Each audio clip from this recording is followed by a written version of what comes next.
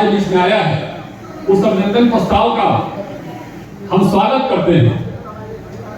अभी हमें बताया गया, ये एक बात मैं बताना चाहता हूं कि बिहार में आजादी के बाद केंद्रांश की राशि के बाद 59,000 करोड़ जो रुपया प्रधानमंत्री जी ने हम लोग को दिया है विकास के लिए, उसके लिए प्रधानमंत्री जी को हम धन्यवाद देते हैं कि इतनी बड़ी राशि एक मुश्त हमको बिहार को देने का काम किया है।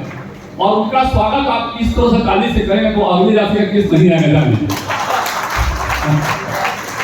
जरा जोर से कीजिए, आप सब लोग ताली बजाइए उनके लिए ताकि अगला केस भी आए हम। जय जय। और मेरा ये कहना है कि तीसरी बार प्रधानमंत्री, अभी आप लोगों ने कई लोगों से सुना भी कि तीसरी बार प्रधानमंत्री हमारे नरेंद्र मोदी जी बने हैं।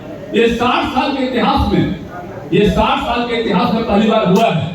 तो इसके लिए भी भारतीय जनता पार्टी को और भारतीय जनता पार्टी के जितने भी हमारे समस्त पदाधिकारी हैं, कार्यकर्ता हैं, सिपाही हैं, हम भी भारतीय जनता पार्टी के सिपाही हैं, सब लोग धन्यवाद के पात्र हैं। और सब लोगों ने मिलकर उनको तीसरी बार प्रधानमंत्री बनाने का काम किया है। इसलिए एक बार सबके लिए आप लोग ताली बजाइए।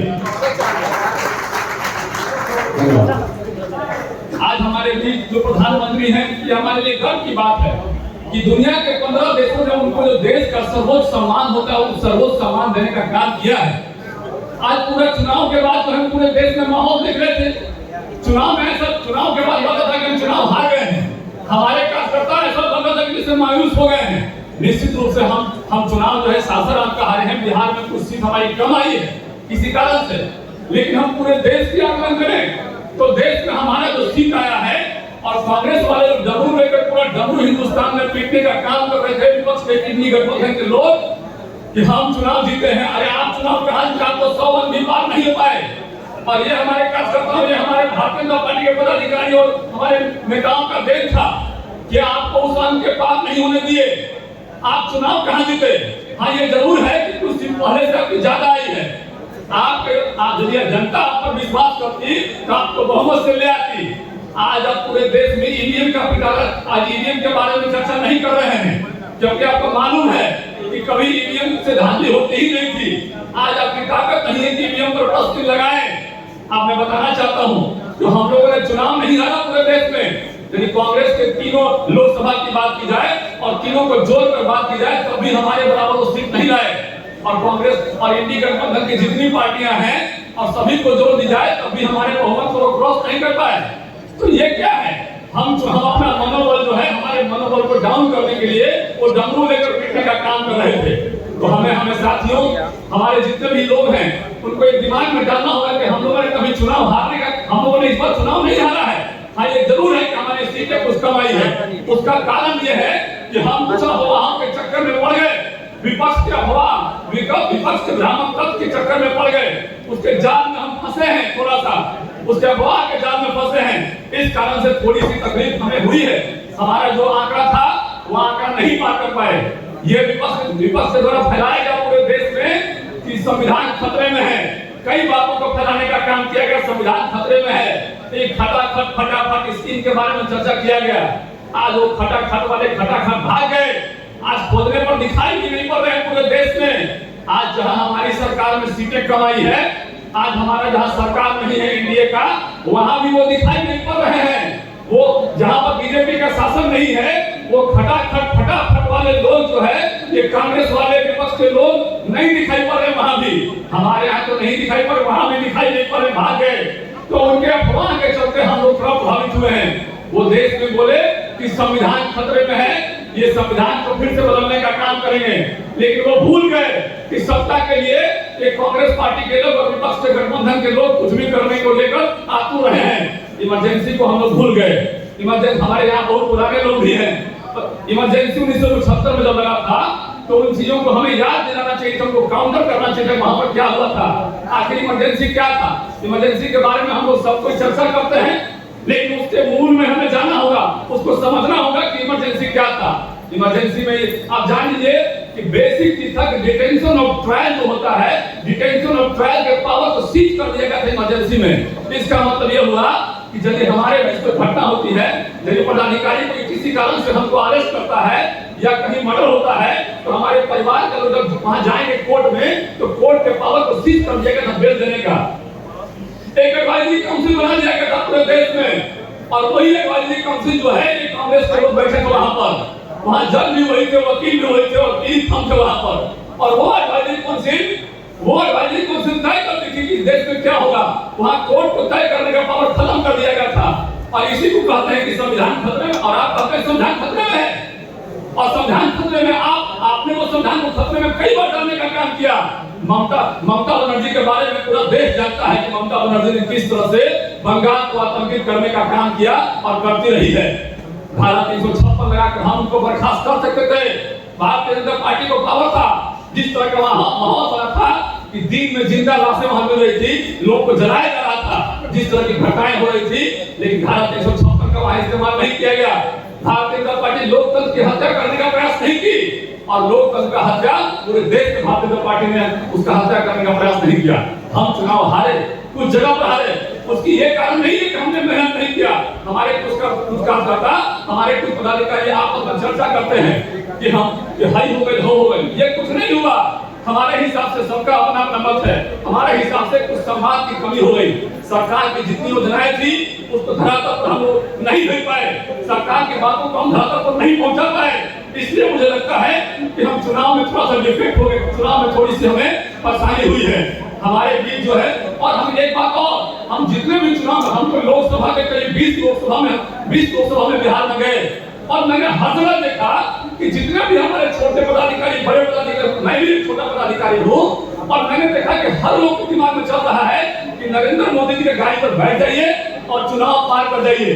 ये और यही बात मैं बताना चाहता हूँ, मेरे दिमाग में तो उसको डर हो गया था कि ये साइनिंग इंडिया जो अटल बिहारी वाजपेयी को हराने का काम किए, वो फिर से नया साइनिंग इंडिया देने का हम लोग काम कर रहे हैं और आपस में चर्चा कर रहे थे।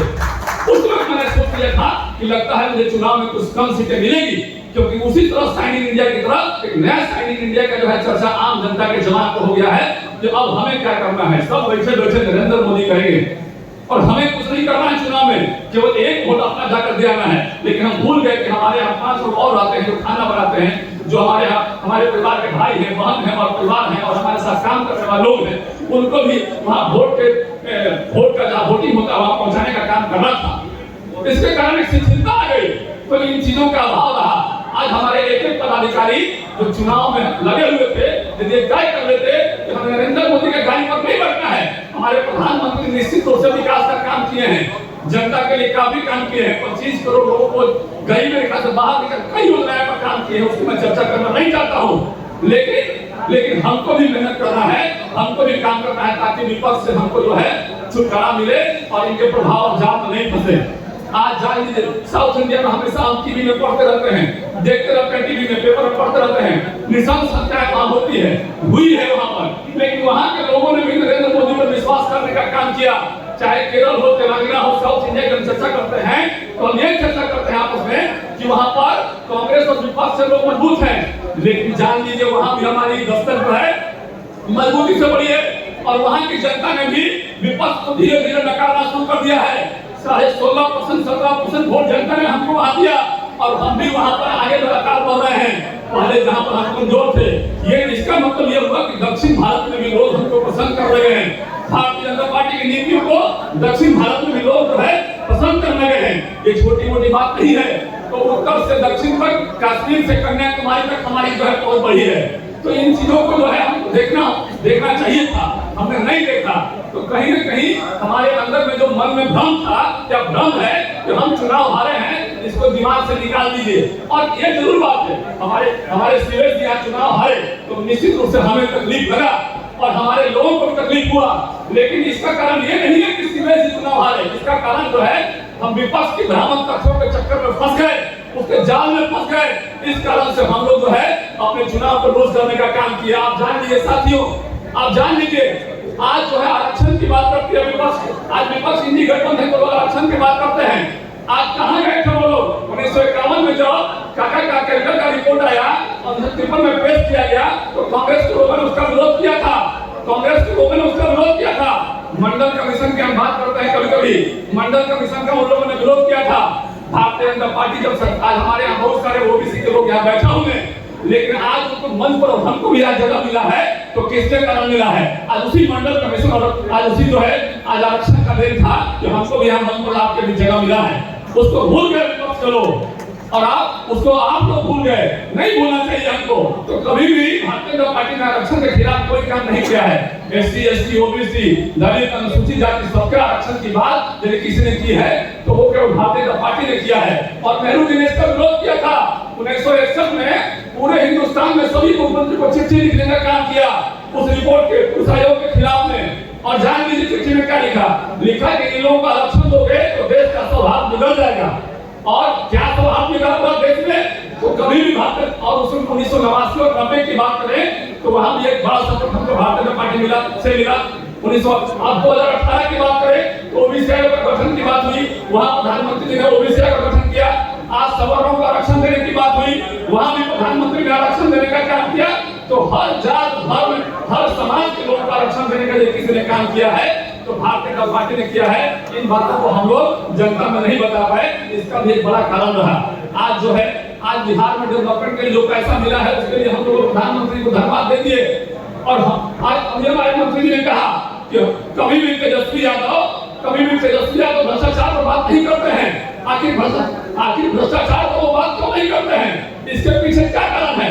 क्योंकि वो जानते हैं कि जमीन से लेकर आसमान तक, पैर से लेकर सब तक हमारा पूरा उसी में डूबा हुआ है। क्योंकि वो सारे के सारे लोग उसी में डूबे हुए हैं। वो कैसे बात कर सकते हैं भ्रष्टाचार का? वो कैसे बात कर सकते हैं भ्रष्टाचार के बारे में? नहीं बात कर सकते हैं। वो बात करते हैं रोजगार का, वो बात करते हैं रोजगार का। कभी रोजगार उनके परिवार ने दिया ही नहीं। कहते थे जब उनके परिवार के लोग थे यहाँ सत्ता में तो क्या रोजगार दिए? 15 सालों तक 3 में 6 लाख रोजगार दिए। कहीं जान लीजिए कहाँ थे? आज वही लोग फिर से सत्ता में बैठे, 17 महीने के लिए बैठे, और उस जब सत्ता में बैठे तो अभी रोजगार का कोई काम नहीं किया। आप जान लीजिए कि 13 जुलाई का जो आंदोलन हुआ था भारतीय जनता पार्टी का पटना में, और पूरे बिहार के लोग जब पटना में इकट्ठा हुए थे, उसके बाद रोजगार की चर्चा हुई। वो इसलिए चर्चा हुई कि भारतीय जनता पार्टी के द्वारा एक नेतृत्व आंदोलन किया गया। आज अब ये शिक्षा से संबंधित अभ्यर्थियों के लिए, रोजगार के लिए, उसके बाद जो है हमारी ही सरकार ने फैसला लिया था, एनडीए सरकार ने फैसला लिया था कि हम रोजगार देंगे, शिक्षकों को रोजगार देंगे, अभ्यर्थियों को रोजगार देंगे। और उस पर कोई को वहां पर बनाया गया मुख्यमंत्री जी का, उनके द्वारा अधिकारी बनाया गया। तो ये मुख्यमंत्री जी को हमको धन्यवाद देना चाहिए। अरे चंद्रशेखर जी उनके शिक्षा मंत्री थे, उनको दिन भर वहां पर जो है कभी रामचरितमानस पर, कभी हनुमान चालीसा पर, कभी गीता पर अटैक करते थे। उनके पास काम कहाँ था? वो ऑफिस कहाँ जाते थे? वहां रोजगार की बात करते हैं। तो ये लोगों ने रोजगार देने का काम नहीं किया। हम लोग जब आंदोलन किए और उसके सेकंड डे वहां पर हाउस में बयान आया, आप याद कीजिए और उनको ध्यान रखिए। तेजस्वी जी ने उससे पहले कहा बात किया था, उसके बारे में निकाल के दिखाइए हमको सोशल मीडिया पर, टीवी पर निकाल के दिखाइए कितने बार बात किया था। तो इन चीजों को हमें नहीं भूलना चाहिए। और प्रधानमंत्री जी को हम विशेष धन्यवाद देना चाहेंगे कि शाहबाद में भी इकोनॉमिक एक स्पेशल इकोनॉमिक कॉरिडोर दे रहे हैं। वो हमें वो जो अभी जो घोषणा हुआ है तो ये हमारे शाहबाद की इंडस्ट्री को आगे बढ़ाने का काम करेगा। क्योंकि जहां जहां इस तरह का डेवलपमेंट हुआ है वहां वहां का रोजगार जो है आगे बढ़ा है। जैसे मक्का प्रोसेसिंग इंडस्ट्री वहां काफी बैठा, वहां खरैया की तरफ, तो वहां मक्का का रेट जो 15 था वहां 25 हो गया, वहां पर 25 रुपया हो गया। उसी तरह से यदि यहाँ इकोनॉमिक कॉरिडोर मिला है और यहाँ हजारों इंडस्ट्री लगेंगे तो उसके बाद यहाँ के आसपास के लोग लाभान्वित होंगे। तो शाहबाद की जनता को एक बार फिर से प्रधानमंत्री को धन्यवाद देना चाहिए, ताली बजाकर मैं आपसे आग्रह करता हूँ। बातें बहुत है लेकिन हमारे बीच में माननीय मंत्री जी को सुनने का हमको बड़ा मन करता है क्योंकि बातें बहुत अच्छी लगती है। मेरे मन में खुद बातें हैं, बहुत बात है लेकिन मैं कम बोल के अपनी बात को समाप्त करूंगा। एक बार जरा बोलिए भारत माता की।